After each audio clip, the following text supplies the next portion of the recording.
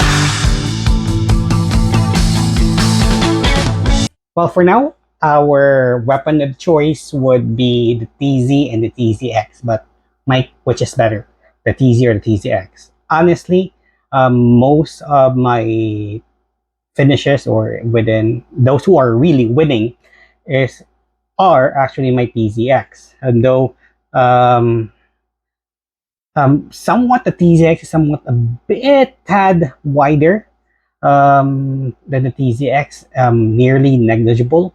But the TZX is just much more stable than the TZ. The problem is the TZX right now are, well, they are scarce. We don't have the 25th anniversary anymore available.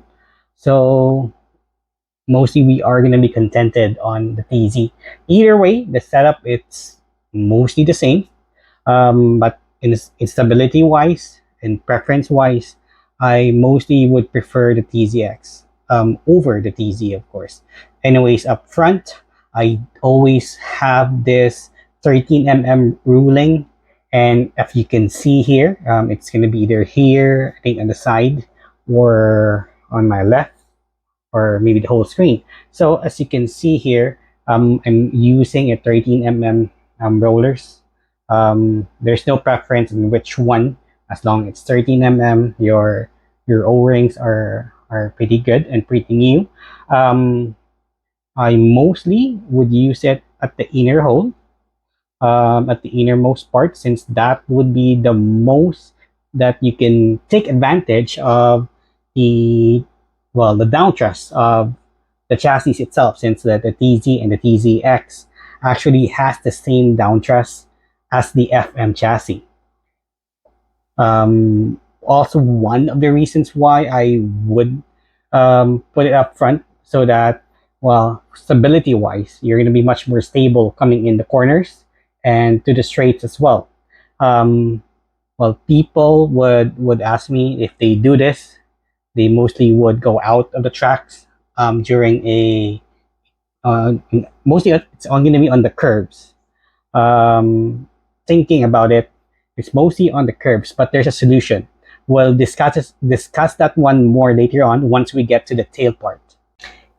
And a lot would also ask me if why are you still using an O-ring compared to a DPR? Well, here's the main reason. DPR, it's pretty good. It's a good choice. The problem is, no matter what your downtrust is, it will never have the stability of having an O-ring. There's a good side on having a DPR. People would say they could save battery to it, and then for an O-ring, it's much more heavy on the battery usage. It drains a lot of battery, but observation wise, this has been going on for quite some time. I've noticed that it's well, it's negligible because people who are using the DPR, I did see this that they are really putting the down thrust towards a level that's it's really towards down and it's pretty wide. So it drains a lot of battery as well if you have the more than a regular down thrust, and at the same time the DPRs are um, they're selective of the racetracks that you're going to be on, and at the same time it's very restricting on the motors that you can slap in. That's why I'm able to put in a sprint dash and at the same time a power dash to to my builds. It's because of this O-rings. Because having an O-ring up front, you can really push your build towards the limit that it can be. It can go beyond its limit. Um, and there has also been a lot of discussion that I could use a 16 mm, put in the inner hole. At least the distance from the rear and up front are going to be the same. I tried that, didn't like it since it's not going to be that stable compared if you use a 13 mm and put it up there. It's the same concept that we have from our technical days.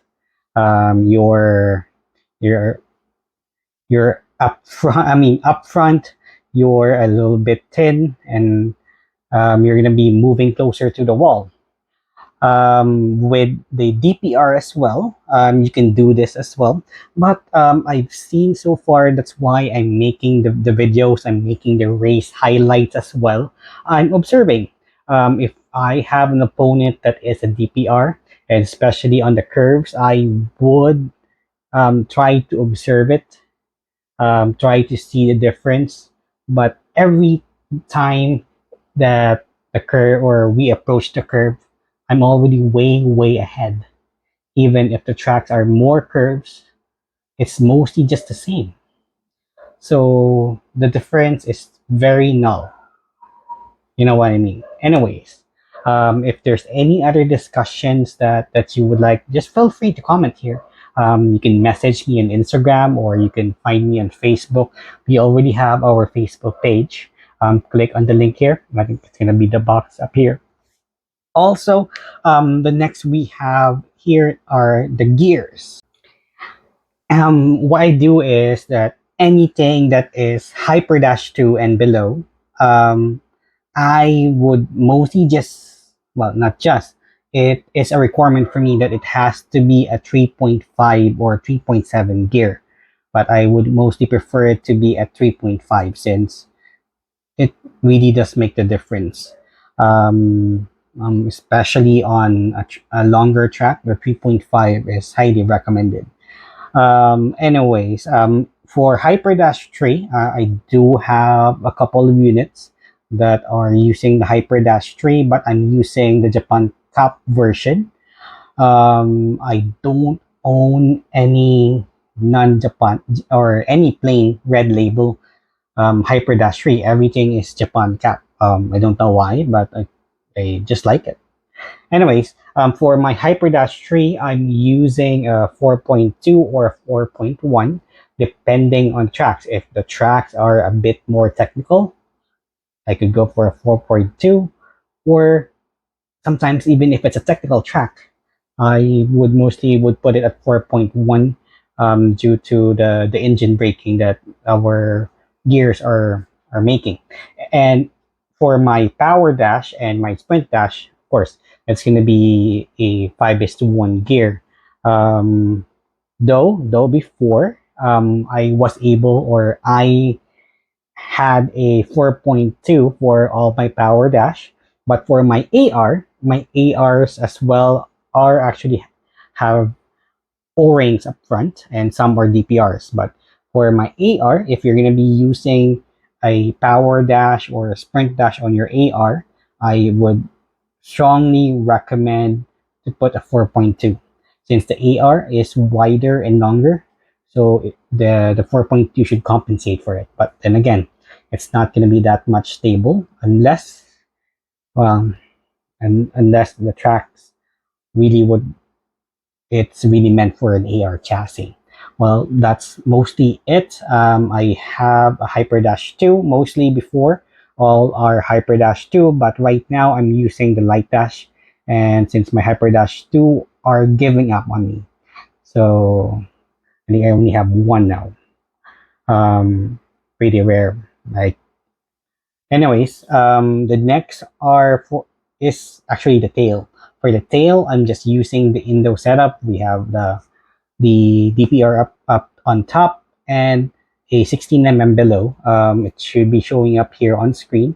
The main reason why I'm using the Indo setup, it's because the Indo setup, it's pretty stable. And if you have noticed using the XX tail, like everybody would think about it, if you're going to be using the Indo setup, the XX tail would always come in mind since it's much more rigid and it's a bit thicker, or it has a rigid material to it. But for me, I would really prefer, or I'm just using the regular SFM tail and or the regular TZX tail, or I mean the TZ tail. I mean, main reason it's that I don't even use the carbon one. The carbon is like, it's truly like, it's, it breaks easily. It's carbon. The main reason why I'm using this regular one, it's because it has that flex. But since we're using the Indo style on the tail, it's gonna be stable. So there's on top and there's the one below. If you put the DPR on the outermost hole at the back of it, and the 16 at the back. I mean, below it, the 16 will be in the innermost part. If you would attach them to the wall, they are gonna be, how do I say? It's gonna be straight. They will touch each other. Ah, my God, that's again, that's super green. Anyway, well, that was depressing. It took me like a few minutes to think of the proper word, but they, for short, they are gonna be in sync. They don't touch each other. Yeah, no, it's bad touching. I'm sure. Anyways, um, they're gonna be in sync, and people would tell me that they have replicated my build, and their problem is actually on the curves. Now the secret there is that you put your DPR at the regular setup. The wide part of it, the 13 part of it, should be at the bottom, and the 12 will be on top. What I do is that I would spread them out, spreading the DPR out, as well as giving them a bit of a down thrust.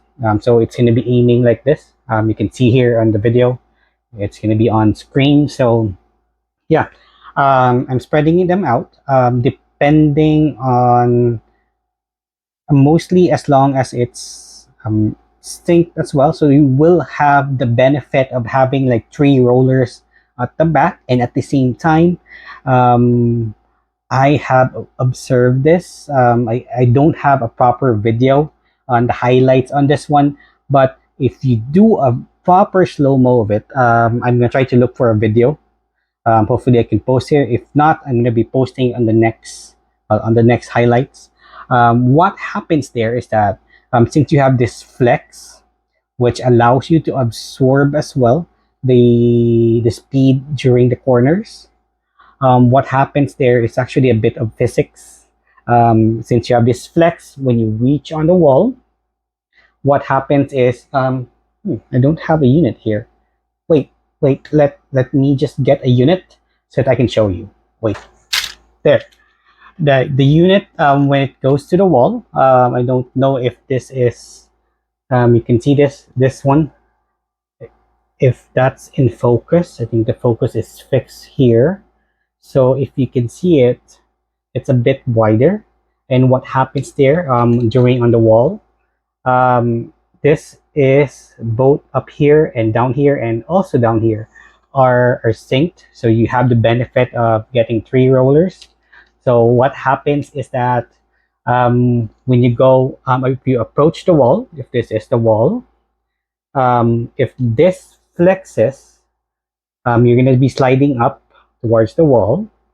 You have a chance on having the o-ring up here or down here.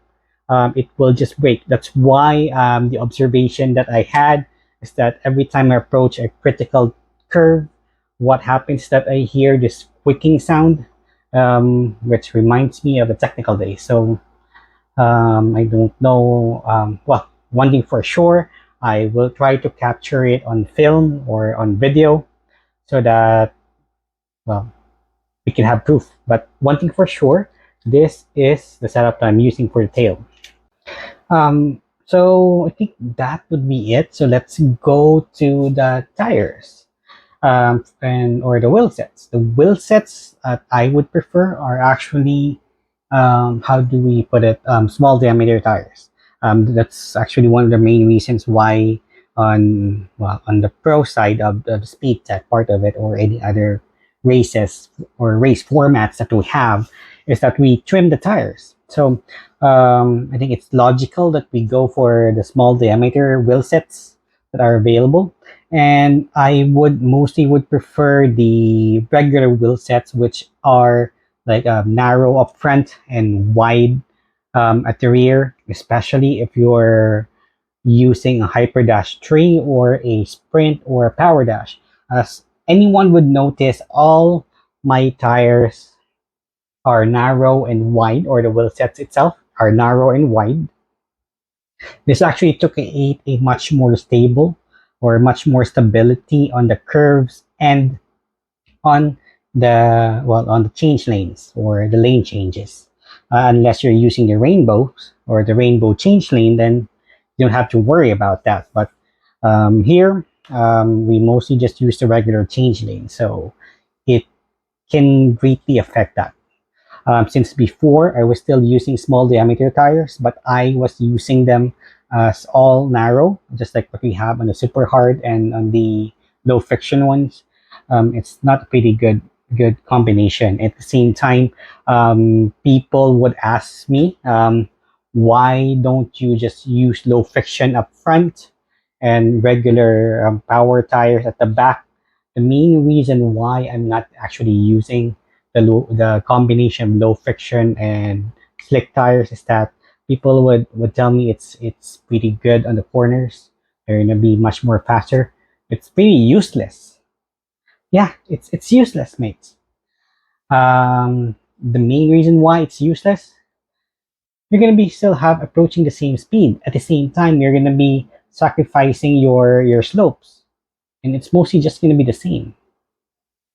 So logically, if we're going to be using low friction, use low friction up front and at the rear itself. I do have one, setup for that. I think I'm going to be posting a picture here. I use a Hyper Dash 2, but this Hyper Dash 2 is fully tortured. So the speeds, it's pretty high. The torque is pretty high. So anyways, at the rear side of it, if you're going to be using a wide setup at the rear, I would highly recommend, using a power tire. The main reason why a power tire is it's pretty good, especially the red one. It's has nearly no bounce. If you drop it on the tracks or it lands on the tracks, it has no bounce. That's why if I have an opponent that is an X chassis and they are using both red front and rear, I'm always praying that it's not going to be that fast. Since if that's going to be stable, that will have absolutely no bounce. Um, that's also one of the reasons why I don't really use medium. This one is in medium, but I'm using just a light touch on it. It's pretty good, but it's really unreliable. I have not won anything yet that is on a medium format. Though I did before, but before it was a bit different. Um, well, for medium tires, even if it's a super hard version of it, it still has the bounce. Especially it has the super hard itself actually has a bigger rate of bouncing, especially if the tracks or the flooring where a track is on, or where you're going to be landing is uneven, and there's a small gap between the track and the floor. The bounce, it's much more, how do we say it, much more pronounced. It's much more pronounced for the super hard and the hard ones. Um, well, even more on the slick tires. So that is why I would just prefer of using the power tires. And up front, I would recommend the white ones or the blue ones. But I was informed that the blue ones are actually pretty bouncy. It has a higher rate of getting that bounce. Same thing with the maroon or the low friction tires. I have not used the hard tires yet, but according to my teammates, is that the hard tires are pretty bouncy. And as for my own experience, the low friction, it has a high bounce. But I think the good part of it, it's that if you're racing on a racing center that has a carpet over their racetrack, well, you're pretty lucky on that, since that would really absorb most of the bounce. That is it for the tires. What else are we forgetting? We covered the gears. We have the chassis, of course, based on the title. What else? We have the tires. What am I forgetting? Oh, yeah. The cowls. The cowls that we have are actually very important as well. Um, I have noticed this cowl. It's I think it's an I don't know. It's an Avante before. It's actually painted. Let me show you. This is the cowl. I forgot what this is. I think this is a Avante or an Astute. I forgot. It's from an MA chassis, or MS, I think. Anyways, it has been cut for the TZ. I have been using this cowl since my technical days. We don't have technical here, so all of my cowls are now in transition towards, um, well, towards the Prostock. Anyways, cowls, I would recommend the cowls for the Prostock itself. Use the cowls that you're going to be using for a technical race.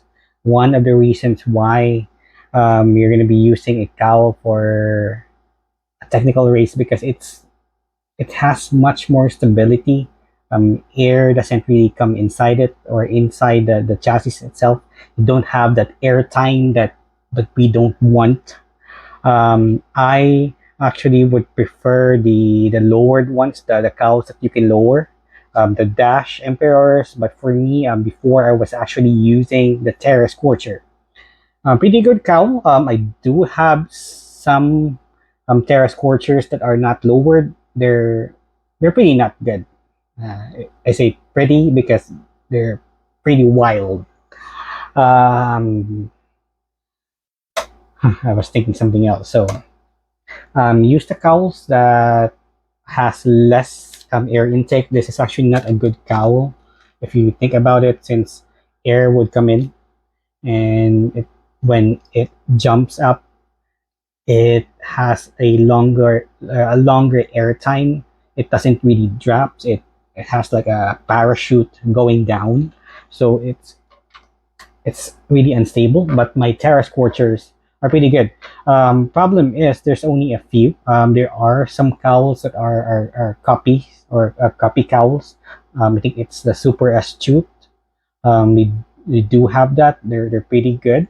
The problem with the copy version, it's that it's like the stopper for the chassis itself, like um, up here, it's pretty small, so it is prone to, well, it's prone to detach from the chassis, and well, that could really make or break it. And what I've seen our racers do is that they put a Tamiya tape, but I think that's supposed to be not allowed on most of the races. Even I would attest to that.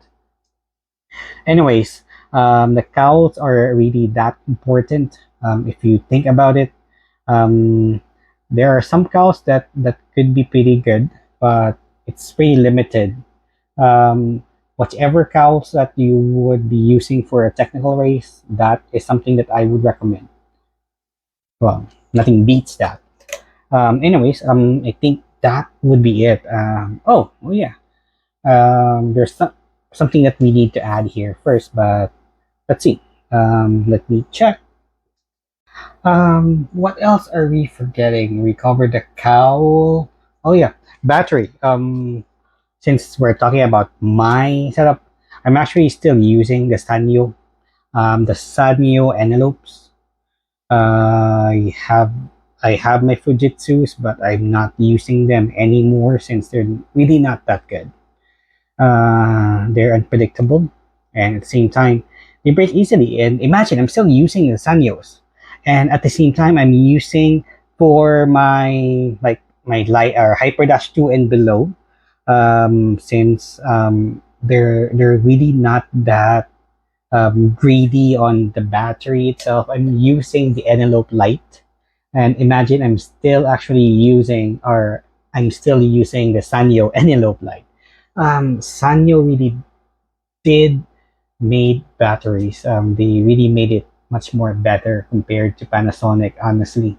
But I've seen some Panasonic envelopes. They're pretty good, but have you seen the prices right now? Man, they're expensive. They're really expensive beyond that. I think I'm really looking at like the IKEA Lada, or I'm just waiting for the Chameleon batteries to come in to the Philippines. Although there are some chameleons, but then again, they're pretty old. So it's a risk. But then again, batteries are really important, but I would suggest batteries coming in. Um, by the way, I actually handed one of, I think this was the unit or one of its siblings, that when I handed it to our marshal after winning, he said like it's pretty light because I was using a light dash. I mean, aside from a light dash, I was actually using the envelope light. So it really affects the weight. You need to be aware of that. That's why the next part of this one, it's the do's and don'ts during your races. If you're a pro stack racer, you should really pay attention. This is actually very important. These are the do's. Again, what you may want to do on racing is that, again, weight, um, the weight balance of your builds are actually that important. It doesn't really matter if you have the best build, but if it's imbalance, well, it's gonna run like, I don't know. It's gonna be bad. Yeah, I don't want to swear. Anyways, one of the observation that I have, I don't know where did this started, is that people would run, on purposely would run on their tires. They would like put this on the floor. They would put it like that, just to, I don't know, to dirty the tires, like to put dirt on it on purpose. Why? Um, my teammates mostly would laugh at this because on our side we are trying to make our tires as clean as possible to take advantage of the grip. Why would you sacrifice grip? If your setup is bad, it will really run off, no matter if there's a grip or not. You've seen races where um, the one that's coming in first, it's already pretty far away from the second and the third units, and the second and third are the ones going out of the tracks, and the fast one, it's not. So, guys, I just wanna reiterate this, that unless there's a reason behind it, if you would know the where why are you doing this, you're gonna making it stable so that it has a much more slide on it. Putting on dirt on your tires on purpose doesn't really just make any sense. Well, I get it that it's gonna be much more slower, but then again, it's not gonna make it stable. If you're going off the tracks, if you're over speeding, maybe yes, there's a chance that you may go in, but then again, you're going to be sacrificing your speed. Um, I would really prefer the tires to be clean. At the same time, your O-rings. Putting dirt on your O-ring just sacrifices the grip that it could hold, especially on the turns or on on the change lane. So, guys, if you are prone on this, please tell me, why do you do this, especially on the O-rings? Dirtying your O-rings, like you rub them on the floor on purpose to get dirt on it. I don't understand that. You want it to be stable, but you want it to be, unstable. Well, if you're guilty of this, comment here. Let me know, why are you doing this. But this is like somewhat the do's and don'ts that we have primarily during races. Just don't mess up your tires.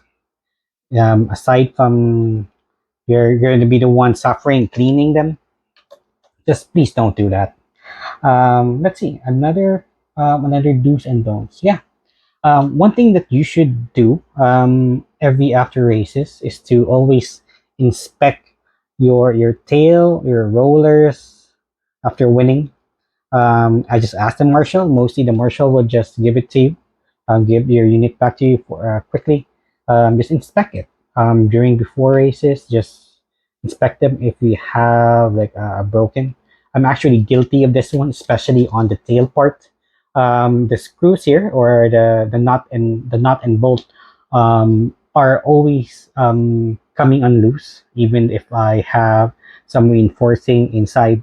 On the screw and the nut itself. If it's loose, always check. Every after races as well, check them. Always have your inspection. Um, let's see. What else are we forgetting? Well, that's actually mostly what I do on the races. I hopefully I have answered most of the questions. I have presented everything that I have or what I have been using. Again, the batteries that I'm using are still Sanyo. So I should have a big disadvantage on, like, if it's an endurance race, but for some reason I'm still I'm still there. The batteries are good. Knock on wood. Hopefully it won't break. Because I don't know if this is just karma.